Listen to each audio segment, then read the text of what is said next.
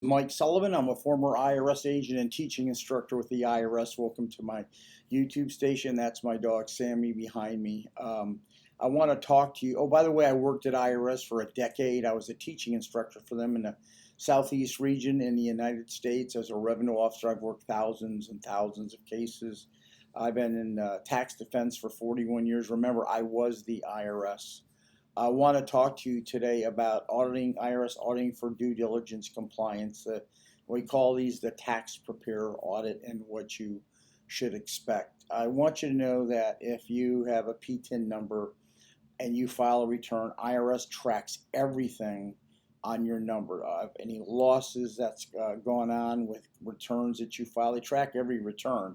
How many credits you've given away, how many refunds you've given away. They know everything about you from a 30,000-foot view, and all this information goes to the IRS computer system, and algorithms are run on every returns. And pop, all of a sudden the IRS says, "Uh-oh, we have flagged this tax preparer for an audit, and boy, they have patterns of too many credits or giving losses or claiming head of household." It can come from various things. We don't know the patterns. That's a good idea.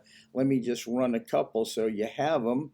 You have losses. There's just not accuracies on the returns. You're taking advantage of refundable credits, child tax care credits, EIC, the American Credit Act. All these things all come into play. And IRS apps knows already which returns they want to go after. Basically, they come out and do this in groups of 25, not all the time. I've actually seen someone come out and just ask for 10. I think that they were a trainee. IRS wants to find out first in the initial interview, are you even competent?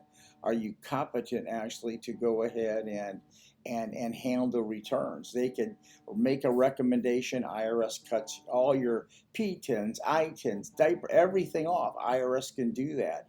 IRS can charge you for fraud, refer you to the Department of Justice. IRS can do all this stuff. I do not want to scare you. That is not my intention. I'm just telling you on a few cases this has happened. It all depends on how many returns you do, the length of the fraud, the length of the deception. People want to give more money away and make people happy on their tax returns, and sometimes these patterns go. So IRS is on this. Here's the problem. If you only prepare 100 or 200 returns, are you going to have to do this yourself? Well, usually retainers run between $5,000 and $10,000, so it all depends. Here's the reason you need to get represented. I don't care who you get to represent you, me, whoever. Every error is a $600 penalty. On certain returns, somebody's taken all these things they shouldn't. On that one tax return, they had $3,600 in penalties. So add the numbers by the number of tax returns that you may have inadvertently filed or messed up on. It adds up really fast. So I'm just telling you, on this initial interview, they're going to test whether you're competent or not.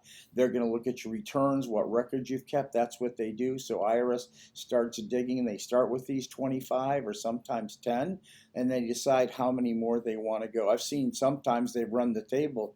They refer the case to the Department of Justice. Most people are not going to see that. Most people are going to stuck with huge penalties that you can't pay, and now you're going to have to deal with an IRS penalty debt.